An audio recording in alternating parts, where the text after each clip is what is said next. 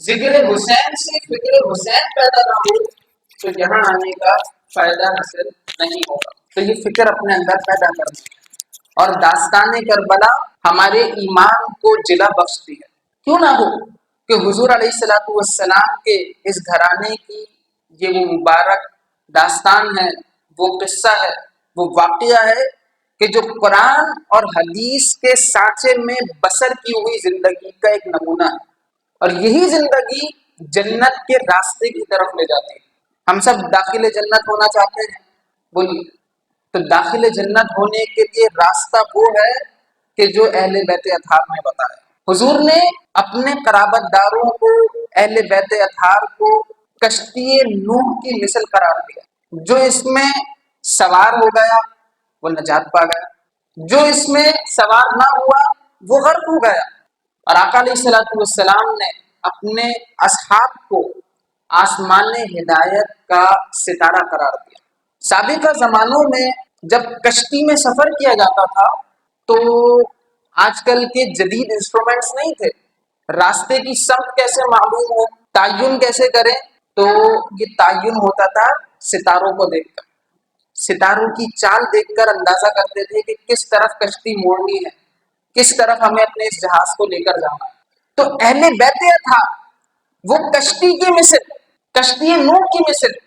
جو سوار ہوگا وہ نجات پائے گا، اور سوار ہونے کے بعد اس کو درست سمت میں لے جانے کے لیے صحابہ کرام کو آسمان ہدایت کا ستارہ بنا دیا کہ ان کو دیکھتے جاؤ اور اہل بیت اطہار کی کشتی میں سوار ہو کر چلتے چلے جاؤ، تو پھر تمہاری کشتی کنارے لگے گی، تم منزل مقصود تک پہنچ جاؤ گے. کیسی پیاری بات ہے. اسی لیے امام عشق و محبت نے فرمایا اہل حق کے بارے میں کہ ان کا ہے بیڑا پار، کہ اصحاب حضور نجم ہیں، اصحاب حضور نجم ہیں، ستارے ہیں، اور ناؤ ہے، کشتی ہے اطرت رسول اللہ صلی اللہ علیہ وسلم. تو حضرت امام حسین رضی اللہ تعالیٰ عنہ کی ولادت باسعادت 4 ہجری 5 شعبان المعظم میں ہوتی ہے. اور یہ وہ مہینہ ہے جسے حضور نے اپنا مہینہ قرار دیا. شعبان حضور کا مہینہ، حضور بکثرت روزے رکھتے تھے. اسی میں امام علی مقام کی ولادت باسعادت ہوتی ہے. آپ کا نام حضور نے حسین رکھا، اسی طرح شبیر نام رکھا.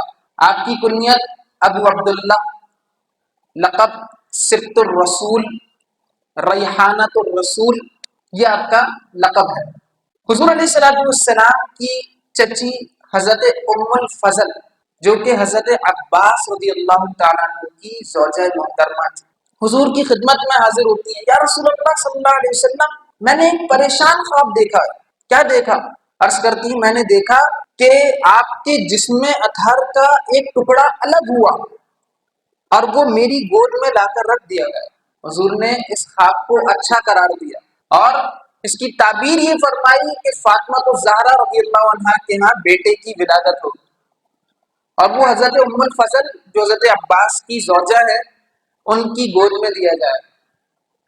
چنانچہ امام علی مقام رضی اللہ تعالیٰ عنہ کی ولادت باسعادت ہوتی ہے اور حضرت ام الفضل کی گود میں آ جاتا ہے. یہاں سے وہ خواب سچا ہوا. آپ حضور کی خدمت میں جب حاضر ہوتی ہیں، امام حسین رضی اللہ عنہ کو پیش کرتی ہیں تو دیکھتی ہیں کہ چشمان مطہرہ سے آنسوؤں کی لڑیاں جاری ہیں. یا رسول اللہ بات کیا ہے، ماجرا کیا ہے؟ آپ رو رہے ہیں، آنسوؤں کی لڑیاں بن گئی ہیں، وجہ کیا ہے؟ فرمایا میرے پاس جبریل امی آئے، انہوں نے خبر دی کہ میری امت اس فرزند کو قتل کر دے اور میرے پاس اس کے مقتل کی خاک لے کر آئے. ادھر ولادت کی خوشیاں ہیں اور ادھر خبر شہادت عطا ہو گئی.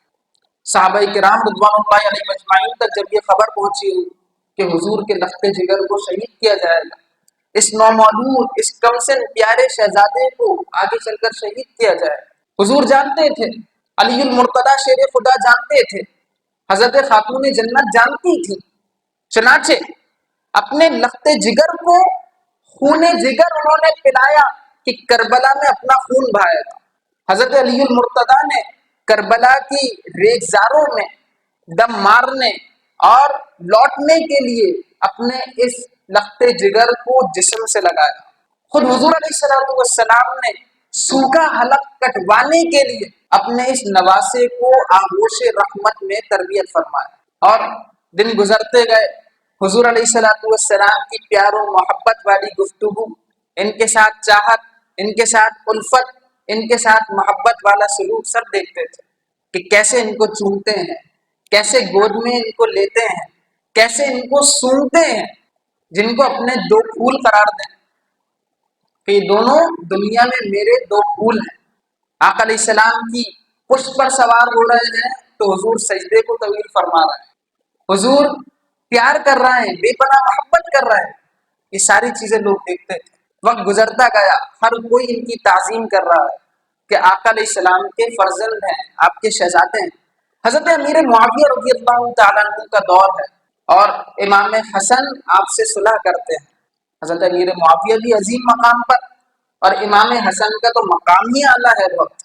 और फिर 60 हिजरी जब करीब आई, और यही वो हिजरी है कि जिसके बारे में हजरत अबू हुरैरा ने दुआ की थी कि अल्लाहुम्मा इन्नी अऊज़ु बिका मिन रअसिस सित्तीन, ए अल्लाह मैं तुझसे 60 हिजरी से पनाह मांगता हूँ और लड़कों की हुकूमत से पनाह तलब करता हूँ। चुनाचे 60 हिजरी से पहले ही आपका विसाल हो गया, 59 हिजरी में, और सन 60 हिजरी में यजीद तख्त नशीन हो गया कि जब अमीर मुआविया रज़ियल्लाहु ताला अन्हु का विसाल हुआ, वो तख्त पर बैठ गए, लड़कों की हुकूमत आ गई, इसी से आपने पनाह मांगी थी। जाहिर है हुजूर के साथ रहने वाले हैं, हुजूर के राजदान हैं। और हदीस शरीफ जो हमने जुमे में पेश की, आप कई उलूम ऐसे जानते थे जो दीगर लोग नहीं जानते थे। चुनाचे यजीद को ये ख्वाहिश हुई कि सब लोग मेरी बैअत कर लें, सब मुझे तस्लीम कर लें, सब मुझे मान लें, सब मेरा इकरार कर लें। और इसी ख्वाहिश में वो आगे बढ़ा और उसने ये चाहा कि मदीनतुल मुनव्वरा में इमाम हुसैन वो मेरी बैत कर लें तो जितने अहले मदीना हैं सब मेरी बैत कर लेंगे, सब मुझे लीडर और रहनुमा तस्लीम कर लेंगे। आपके पास मकतूब भेजा जाता है। दूसरी शख्सियत जो बहुत कदावर शख्सियत थी, हजरत अब्दुल्ला इब्ने जुबैर रज़ियल्लाहु ताला अन्हु, कि अगर ये भी बैत कर लें तो भी कई लोग बैत कर लेंगे। लेकिन जब ये खत पहुंचता है, इमाम अली मकाम कहते हैं ये कैसे मुमकिन है कि यजीद फासिक है, यजीद फाजिर है, अल्लाह के हराम करदा को हलाल करने वाला है, उसकी बैत कैसे की जा सकती है, उसके हाथ में हाथ नहीं दिया जा सकता। आपस में मुशावरत शुरू हुई, अगर ऐसा नहीं करेंगे तो मदीने में ये लोग गलत किस्म के मामलात करेंगे, अफरा तफरी होगी, मदीनतुल मुनव्वरा में फितने और फसादात करेंगे। फिर वही मदीना जहाँ बचपन गुजरा, जहाँ रहने के लिए आशिकों का दिल तड़पता है, जहाँ पर इमाम अली मकाम खेला करते थे, जहाँ सारी उनकी बचपन की यादें वाबस्ता थी, उसी मदीनतुल मुनव्वरा को आखिर छोड़ना पड़ा।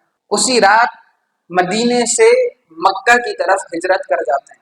हिजरत क्यों कर रहे हैं कि मक्कातुल मुकर्रमा, वहां पर तो ये लोग इस तरह नहीं करेंगे, बैतुल्लाह का अदब करेंगे और फसादात नहीं होंगे। मदीने से अपने दिल पर बोझ लिए कि इस मुकद्दस शहर को जो इतना प्यारा है अब छोड़कर जाना है, और मक्कातुल मुकर्रमा की तरफ रवां दवा हो जाते हैं। वहां असहाबे किराम बड़े खुश हैं कि हुजूर के लख्ते जिगर आ रहे हैं, हजरत फातिमा ज़हरा रज़ियल्लाहु अन्हा के नूरे नजर आ रहे हैं, मदीने की गलियों को मुअत्तर करने वाले आज मक्कातुल मुकर्रमा में तशरीफ फरमा होने वाले। सारे सहाबा किराम ताबईन सब खुश हैं कि आज मक्का और भी ज्यादा जगमगाएगा।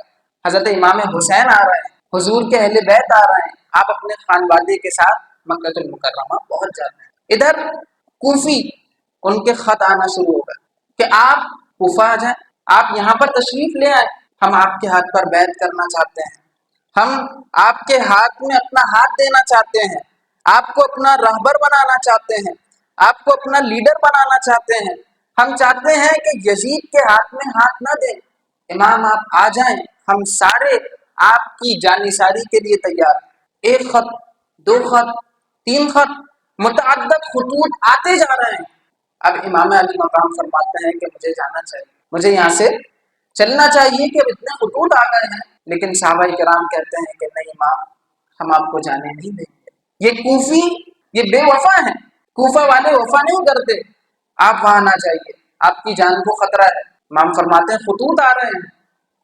हजरत अब्दुल्ला इब्ने अब्बास حضرت عبداللہ ابن عمر، حضرت جابر رضی اللہ تعالی عنہ، حضرت ابو سعید خدری رضی اللہ تعالی عنہ، یہ تمام صحابہ آپ کو روک رہے ہیں کہ آپ کوفہ نہیں جائیے گا، لیکن جب یکے بعد دیگرے خطوط آتے رہے تو امام علی مقام نے ارادہ فرمایا کہ اب ضرور جانا چاہیے۔ چنانچہ یہ طے پایا کہ اپنا ایک نائب مقرر کر دیا جائے اور اس کو وہاں پر بھیجا جائے۔ چنانچہ آپ نے اپنے کزن چچا زاد بھائی حضرت مسلم بن عقیل رضی اللہ تعالیٰ عنہ کو کوفہ بھیج دیا کہ میں انہیں اپنی طرف سے بھیج رہا ہوں، ان کے ہاتھ پر بیعت کر لو، معلوم ہو جائے مسلم بن عقیل پہنچ جائے کہ حالات سازگار ہیں، حالات ہمارے موافق ہیں تو ہم آ جائیں گے۔ حضرت مسلم بن عقیل رضی اللہ تعالیٰ عنہ آپ امام علی مقام کے ایک نائب کی حیثیت سے جاتے ہیں، اپنے دو شہزادگان آپ کے ساتھ ہیں، حضرت محمد اور حضرت ابراہیم رضی اللہ تعالیٰ عنہما، ان دونوں کو ساتھ لیتے ہیں، رواں دواں ہو جاتے ہیں۔ حضرت مسلم بن عقیل جب پہنچتے ہیں تو وہاں کوفے کا جو گورنر تھا وہ حضرت نعمان بن بشیر رضی اللہ تعالیٰ عنہ صحابی رسول تھے۔ جب آپ کوفے کی طرف پہنچتے ہیں، کوفے میں داخل ہوتے ہیں، لوگ آپ کو کہتے ہیں کہ اب یہ امام حسین رضی اللہ عنہ کی طرف سے آئے ہیں، جوک در جوک لوگ آنا شروع ہوتے ہیں اور آپ کے ہاتھ پر بیعت کرتے ہیں۔ کتنے لوگوں نے بیعت کی ہوئی سوچیے؟ 500، 1000، 12,000 لوگ یک کے بعد دیگرے آتے گئے اور کل 12,000 کی تعداد ہو گئی کہ جنہوں نے حضرت مسلم بن عقیل کے ہاتھ پر امام حسین کی بیعت کر لی کہ ہم آپ کو لیڈر مانتے ہیں، یزید کو نہیں مانتے، وہ تو فاسق ہے، وہ فاجر ہے، وہ بدکار شخص ہے، اس کو ہم رہنما نہیں بنائیں گے۔ حضرت مسلم بن عقیل نے یہ حالت دیکھی کہ صورتحال بڑی سازگار ہے، حالات ہمارے لیے ہموار ہیں، خط لکھتے ہیں امام علی مقام کے نام کہ آپ تشریف لے آئیے، اور اتنے اتنے لوگ ہمارے حلقے میں داخل ہو رہے ہیں، اتنے لوگوں نے بیعت کر لی ہے، آپ آ جائیے۔ خط لکھ کر روانہ کرتے ہیں، اور ادھر قضاء و قدر کے فیصلے کچھ اور تھے۔ حضرت نعمان بن بشیر رضی اللہ تعالیٰ عنہ جو گورنر تھے ان کو معزول کر دیا گیا، اور ان کی جگہ ابن زیاد جو کہ شقی القلب انسان تھا اس کو وہاں کا گورنر بنایا گیا۔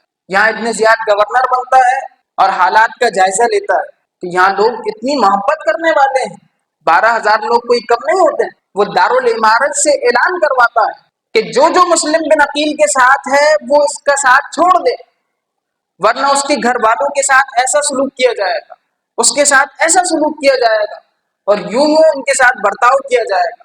چنانچہ یہاں پر 12,000 تھے، ایک ایک کر کے سب دور ہوتے چلے گئے اور 12 لوگ بھی آپ کے ساتھ نہ تھے۔ شاعر کہتے ہیں کہ ہے جدا ہر داستاں سے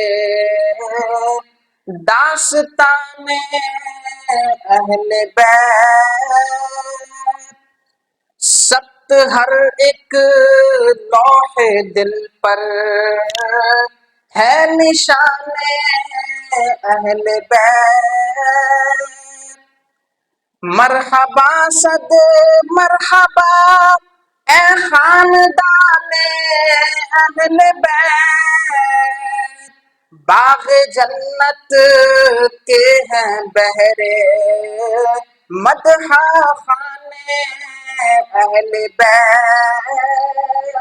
غداری اور بے وفائی کی داستانیں رقم کرنے والوں سن لو کہ تم کو مژدہ نار کا اے دشمنان اہل بیت۔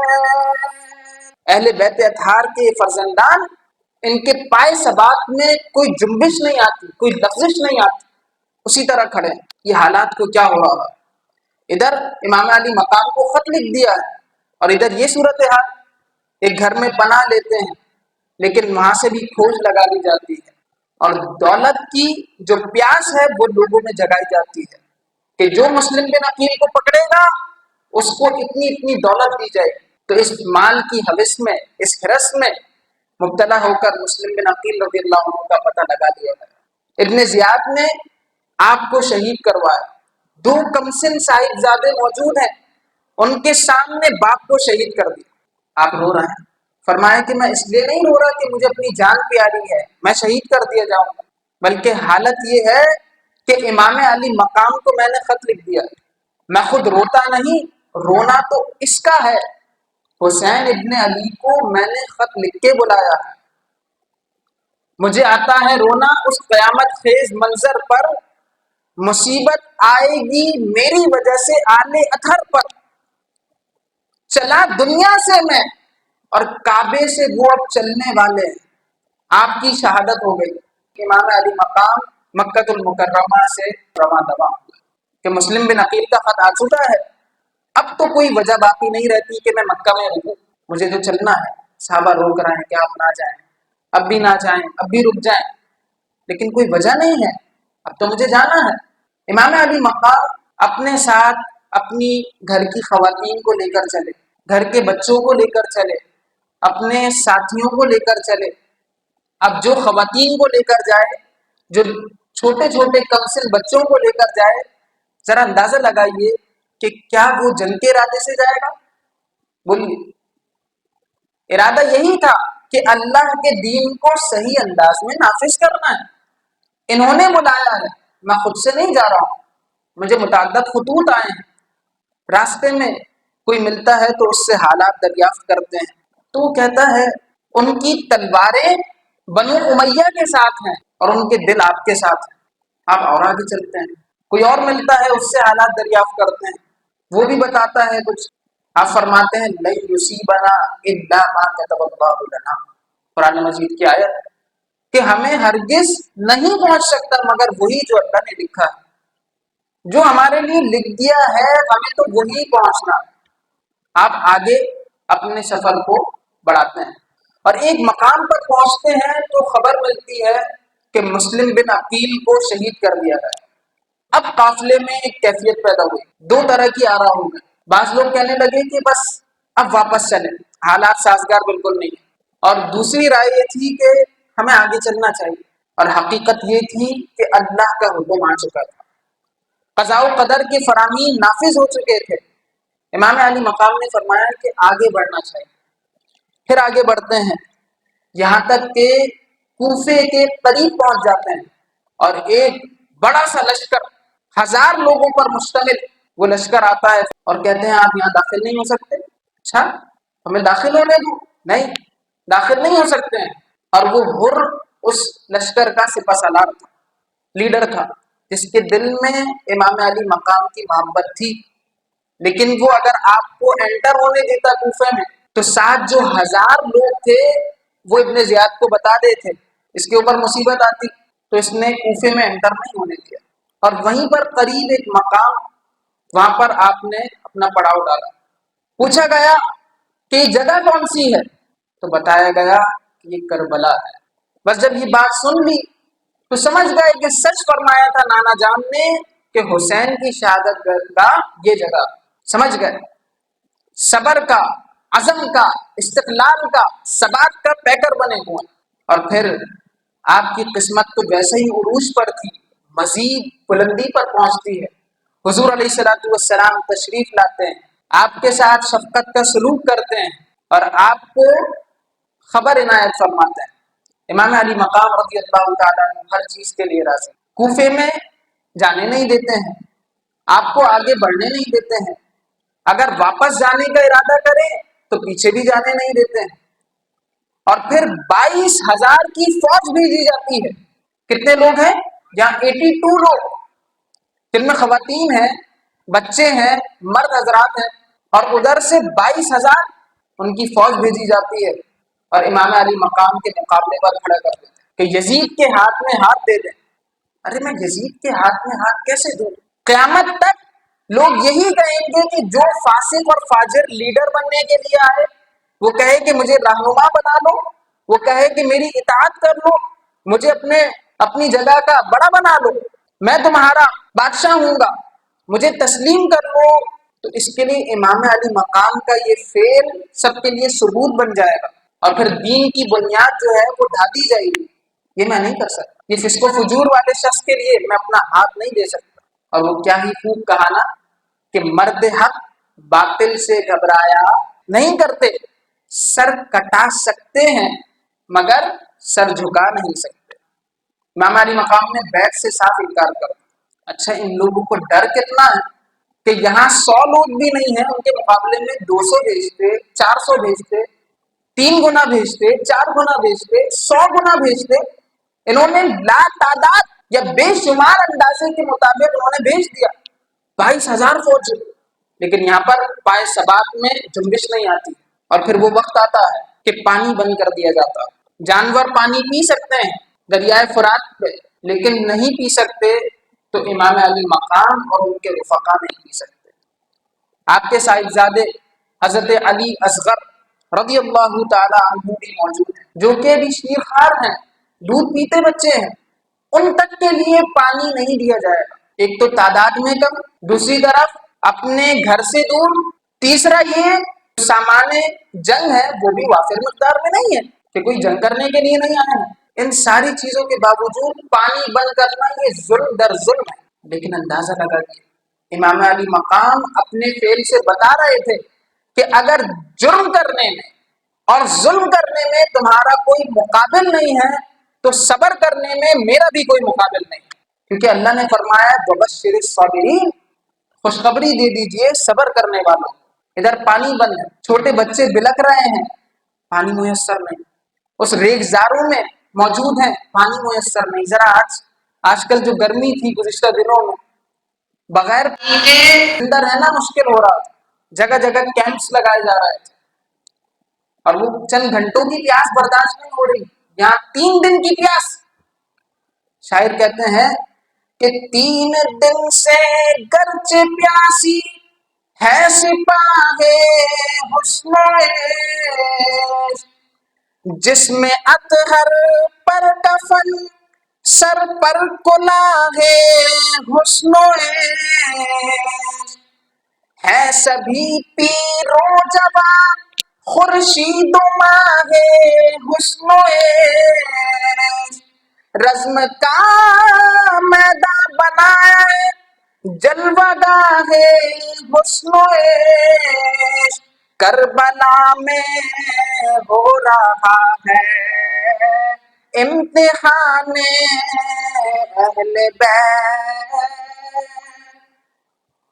اللہ رب الجلال نے ارشاد فرمایا کہ وَلَنَبْلُوَنَّكُمْ بِشَيْءٍ مِّنَ الْخَوْفِ، ہم ضرور تمہیں آزمائیں گے کچھ خوف سے، وَالْجُوعِ اور بھوک سے، وَنَقْصٍ مِّنَ الْأَمْوَالِ اور مالوں کی کمی سے، وَالْأَنفُسِ اور جانوں کی کمی سے، وَالثَّمَرَاتِ اور پھلوں کی کمی سے آزمائیں گے. اور صرف آزمائیں گے نہیں، وَلَنَبْلُوَنَّكُمْ ہم ضرور آزمائیں گے. یہ قرآن کا فرمان ہم سنتے ہیں، بولی سنتے ہیں، تلاوت بھی ہوتی ہے مسجد میں، لیکن اہل بیت اطہار نہ صرف سنتے تھے، نہ صرف اس کو یاد رکھتے تھے، بلکہ عملی طور پر اس کا نمونہ تھے.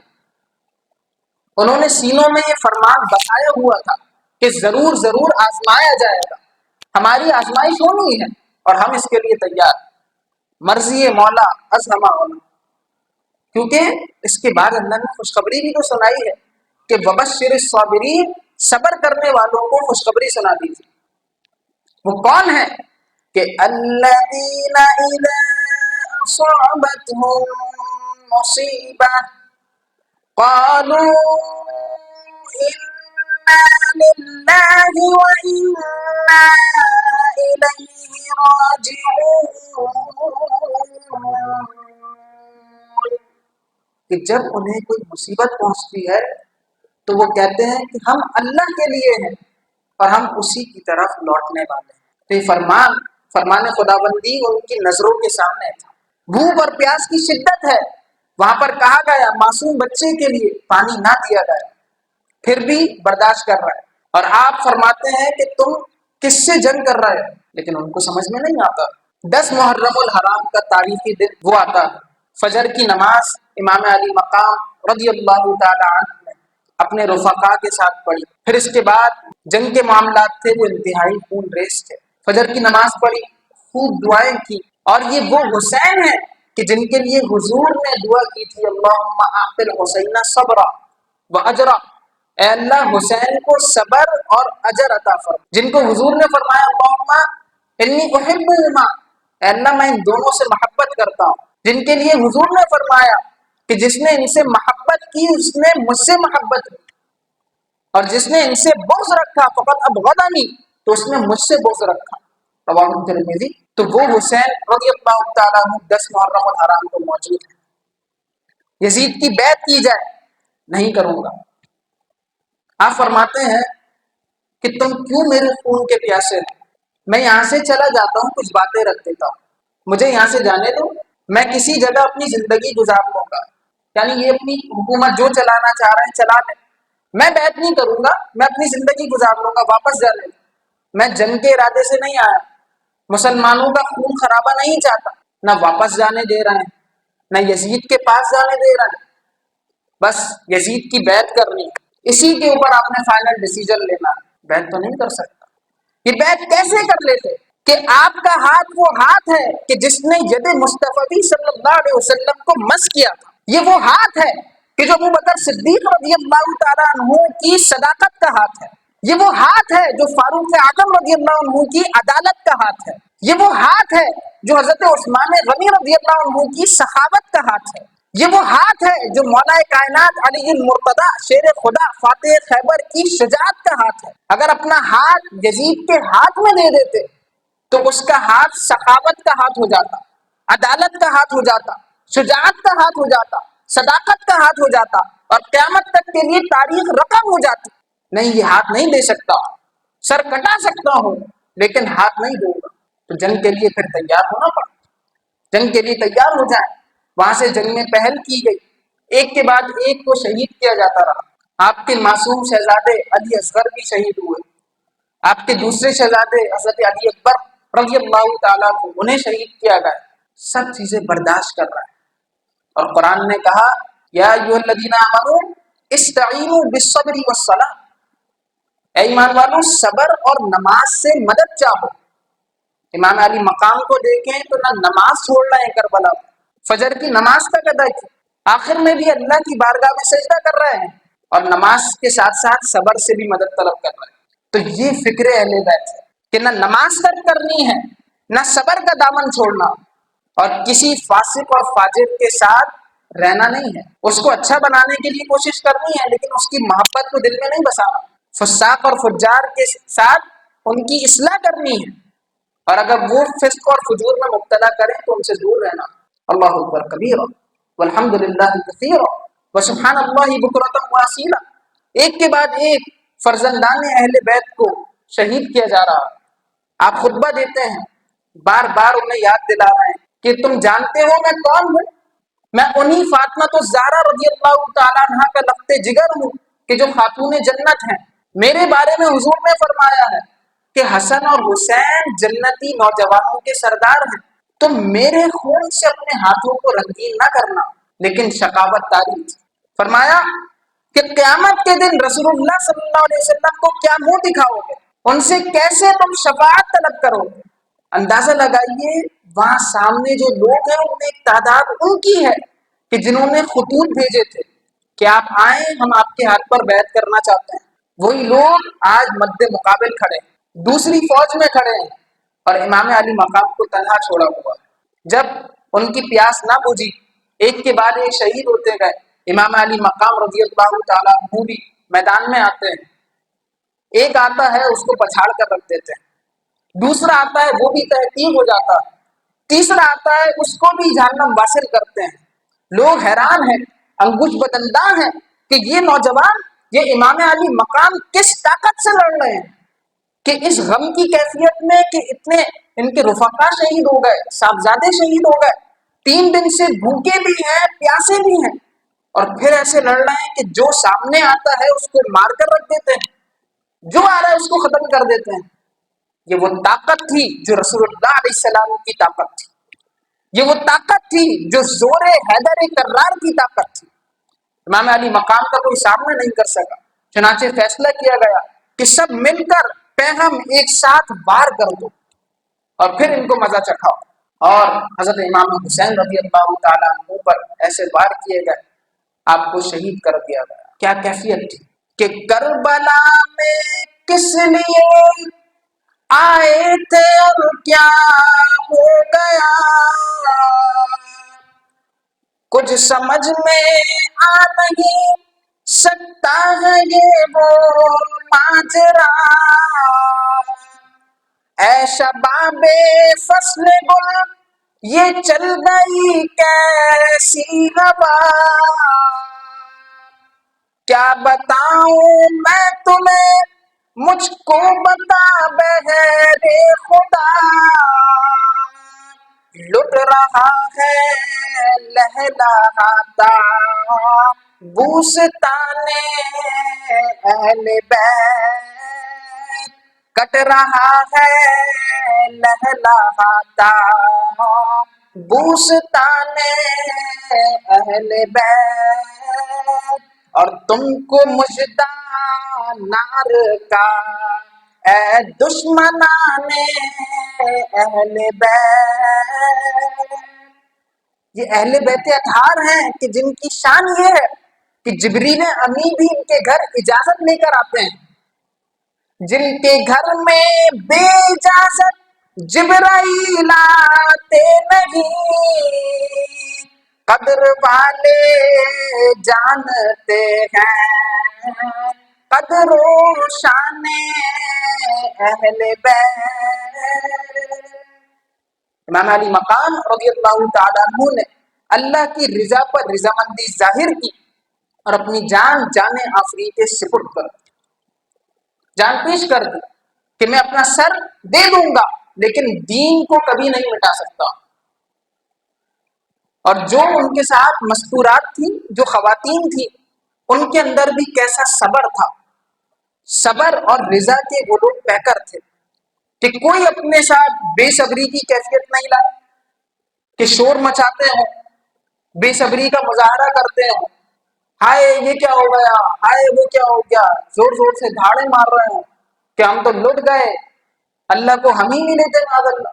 آج کل حالت یہ ہے کہ کسی کا خاوند فوت ہو جائے تو شکوے کرتے ہیں اور کفریہ کلمات نکالتے ہیں کہ اللہ کو ہم ہی ملے تھے ایسا ہونے کے لیے۔ کسی کے گھر ڈکیتی ہو جائے تو معاذ اللہ خدا کو برا کہنا شروع کر دیتے ہیں۔ یہ ہماری کیفیات ہیں۔ اور حسین ابن حیدر کو دیکھیں کہ پانی بند ہے، گھر سے دور ہے، گھر بار لٹ رہا ہے، اپنی جان پیش کر رہے ہیں صرف دین مصطفی صلی اللہ علیہ وسلم کے لیے، اور صبر و رضا کا پیکر بنے ہوئے۔ یہی فکر اہل بیت کہ دنیا میں کتنے ہی مصائب آئیں، کتنے ہی آلام ہوں، کیسے ہی غموں کے پہاڑ ہوں، کیسے ہی تفکرات ہوں، کیسے ہی رنج و غم و مصائب و آلام ہوں، لیکن تم نے استقامت کا مظہر بننا ہے اور اللہ کی رضا پر راضی رہنا، کبھی اللہ کو بھلانا نہیں، ہر وقت اللہ کو یاد کیے ہوئے۔ اور آپ جو چاہتے تھے دین حق کا نفاذ چاہتے تھے، تو ہم نے بھی دین کے نفاذ کے لیے کوشش کرنی۔ آپ باطل کے خلاف کھڑے ہو گئے تو ہم نے بھی باطل کے خلاف کھڑا ہونا، باطل کے ساتھ ملنا نہیں ہے۔ آج ذرا ذرا سی چیزیں ہوتی ہیں، کچھ پیسوں کی وجہ سے ہم باطل کے ساتھ مل جاتے ہیں، گناہوں والے کاموں میں مشغول ہو جاتے ہیں۔ یہ فکر اہل بیت نہیں، ہمیں اس سے بچ کر چلنا۔ ان کا طریقہ حضور علیہ السلام کی سنت ہے، حضور کی سنت کو اپنانا۔ امام علی مقام رضی اللہ عنہ کے علاوہ 10 محرم الحرام کو اور بھی کئی نسبتیں ہیں، لیکن یہ واقعہ ایسا واقعہ ہے کہ جو ایک طرح سے بڑا ہی غالب ہے۔ اس دن ضرور ایصال ثواب کا اہتمام کریں، خاص طور پر 10 محرم الحرام کا روزہ رکھیں۔ آقا علیہ السلام جب مدینہ المنورہ تشریف لائے تو دیکھا کہ یہود روزہ رکھ رہا ہے 10 محرم کو، تو پوچھا وجہ کیا ہے؟ بتایا گیا کہ اس روز حضرت موسیٰ علیہ السلام کو فرعون سے نجات ملی تھی، ہم روزہ رکھتے ہیں، تو ان کی نسبت حضرت موسیٰ کے قریب تو مسلمان ہیں، حضرت موسیٰ علیہ السلام تو مسلمانوں کے لیے ہیں، تو حضور علیہ السلام نے خود 10ویں تاریخ کا روزہ رکھا اور اس کے ساتھ ایک مزید دن ملا، تو چاہیے کہ 10 کا بھی رکھیں اور 9ویں تاریخ کا بھی روزہ رکھ لیں، یا 10 اور 11 کا ملا کر روزہ رکھ لیں، تو اس کی بڑی فضیلت ہے، بے پناہ اجر و ثواب۔ جس سے ہو سکے ضرور اس کی کوشش کریں، کاوش کریں، اور اس بات کو یاد رکھیں۔ ہم اپنی گفتگو کو سمیٹ رہے ہیں کہ امام علی مقام نے نمازیں ترک نہیں کی، ہم نے بھی نمازوں سے تعلق قائم رکھنا، اور نماز اللہ کا ذکر ہے تو تو ہر وقت اللہ کے ذکر سے وابستہ رہنا ہے۔ دین کے لیے قربانی پیش کی، ہم نے بھی دین کے لیے قربانیاں پیش کرنی۔ اپنے بچوں کو دین پر لگایا، ہم نے بھی دین پر لگانا۔ انہوں نے تو بچوں کو، گھر بار سب کو لٹا دیا، چلیں ہم اس مقام پر کہاں کہ ہم ساری چیزیں ابھی پیش کر سکیں، لیکن جب ضرورت آئے گی ہم اہل و عیال کے ساتھ حاضر ہیں، اور کم از کم اپنی خواہشات قربان کرنے کے لیے ابھی سے حاضر ہیں۔ انہوں نے خود کو قربان کر دیا، ہم اپنی خواہشیں قربان نہیں کر سکتے۔ ادھر غزہ کے لوگ شہید ہو رہے ہیں، فلسطین کے لوگ شہید ہو رہے ہیں، اور ہم ان کے لیے دعائیں تک نہیں کر پا رہے۔ وہ لوگ داستان حسین رضی اللہ تعالیٰ عنہ سے صبر کا پیغام اخذ کیے ہوئے ہیں، تو ہمیں بھی چاہیے کہ ان کے لیے صدا بلند کریں، احساس فلسطین کو بیدار کریں، یہ جذبہ کم نہ ہو، بلکہ اہل فلسطین کے لیے صدائیں اور بلند ہوں، دعائیں اور بلند ہوں۔ خاص طور پر 10 محرم الحرام کو ان کے لیے خاص طور پر دعا کریں۔ اسی کے ساتھ اپنی گفتگو کو ختم کریں گے کہ اپنا سر دے دیا لیکن فاسق و فاجر کے ہاتھ میں ہاتھ نہ دیا، آپ شہید ہو گئے۔ اور ایک صحابیہ یا تابعیہ کہتی ہیں، وہ کہتی ہیں کہ دخلت علی ام سلمہ، میں ام سلمہ کے پاس گئی رضی اللہ تعالیٰ عنہ، وہی تبکی، وہ رو رہی تھی۔ میں نے پوچھا ما لکی، آپ کو کیا ہوا، کیوں رو رہی ہیں؟ قالت رأیت رسول اللہ صلی اللہ علیہ وسلم تعنی فی المنام، میں نے حضور علیہ السلام کو دیکھا ہے، یعنی خواب میں دیکھا ہے۔ وعلی رأسہ ولحیتہ تراب، آپ کے سر مبارک پر، آپ کی داڑھی مبارک پر مٹی ہے۔